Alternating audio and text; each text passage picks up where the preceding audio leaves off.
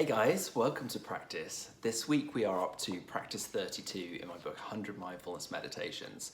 And this practice is called mindful tea or coffee break. And it's one of my favorite ones. It's actually part of my morning routine every day. The first thing I do as part of my morning practice is I come and sit right here looking out through the window and I have a cup of tea with me.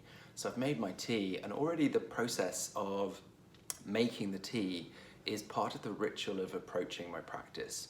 So ritual, as we talked about before, is just about small, practical, repeated actions that we imbue with intention. We would imbue with this idea of the entry into our practice, the entry into our awareness. So what we're really talking about there is bringing up really our intention. And our intention in these types of practices is really just to be present with self in a deeper way, in a more spacious way than we might otherwise be in those first moments of the morning, or often we're taking a tea break or a coffee break throughout the day, where already so many things are going on in our busy minds that have distracted us into past, into future, into our schedules, our to-do lists, our responsibilities, and so on. So when we come to take this little moment in the day just to connect with a hot drink and connect with ourselves, symbolically, it's really a practice of self-care. And it's a moment in the day where instead of just ingesting more experience, more cognitions, more thoughts running through our head, more things to do, what we're actually doing is saying, no, this is a moment to digest, to integrate, to reflect, and to be present. And it's so important that we just keep coming back to those moments. The busyness of our lives is not going to go away. So it's really important that we take the self-care, we take responsibility for ourselves to come into these moments where we can actually say, here, I'm going to take my 5 minutes and just be with me. So when we're coming into our mindful tea or coffee break, the best way of doing it is just to have your phone and your distractions elsewhere. So I wouldn't say no distractions, because life isn't like that, but we want to be in a low distraction space. And ideally we want to be away from our devices, which are going to be distracting us, which are going to be pulling us into thinking about what's next and all the other ways we can distract ourselves with those.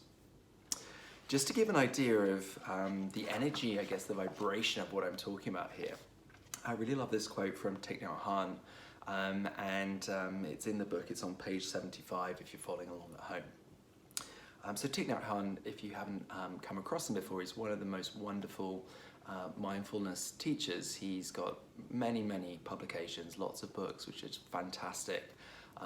Check him out. And also he runs a retreat centre in France called Plum Village, which you can look up online as well. So check that out. So his quote is, "Drink your tea slowly and reverently, as if it is the axis on which the world earth revolves.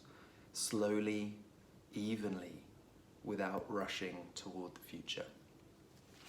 So if we take that as kind of our inspiration for this practice, what we're doing is when we're bringing the tea to us, and there's all sorts of tea ceremonies in different traditions, particularly in Japan, where the whole idea is bringing this kind of ceremonial sacredness to something very ordinary, something very practical and easy to do, something that shows up in our day anyway, but bringing a different intention to it can really deepen our experience of it.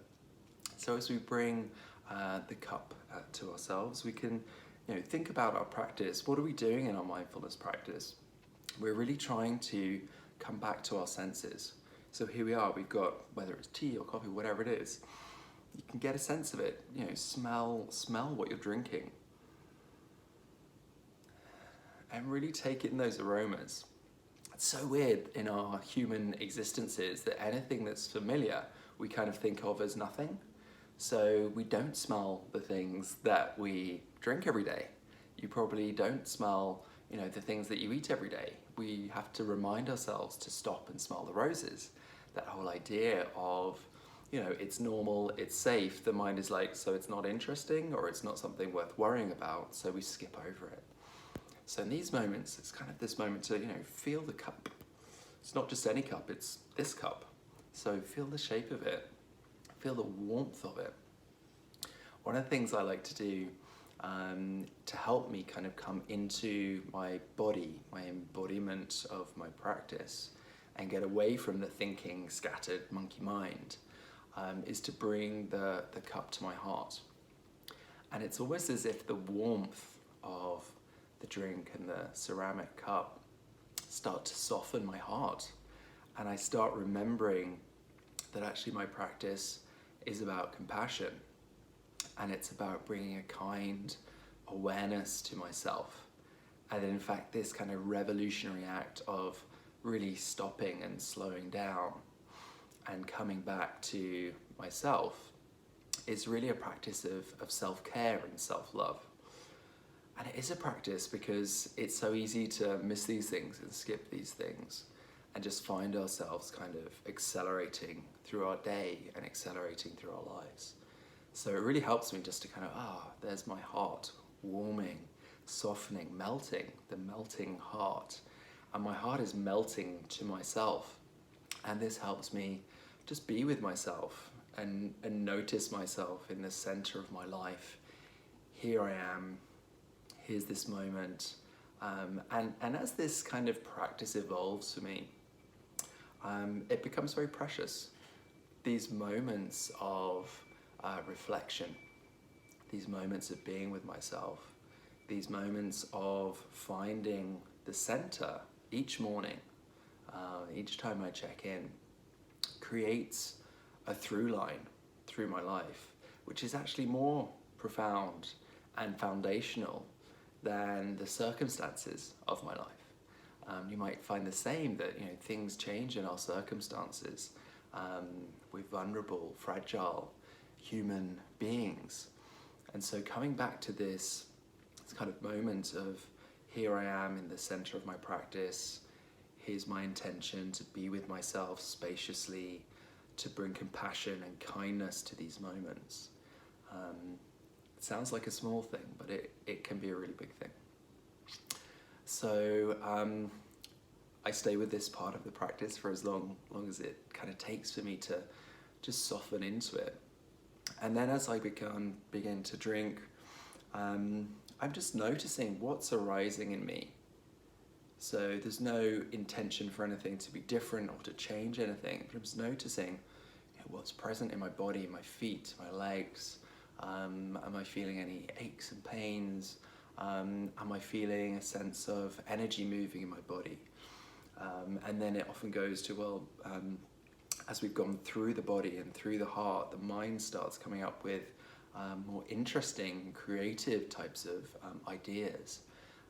And I start maybe thinking about, what's going on outside me in the world and how does that reflect? So often you can see behind me, I'm looking to the sky and to the garden, and I'm looking at how the clouds are moving, how the birds are flying around the sky, and I often notice a reflection of what's moving in me, what's changing in me, what's changing with the seasons as the garden changes and so on.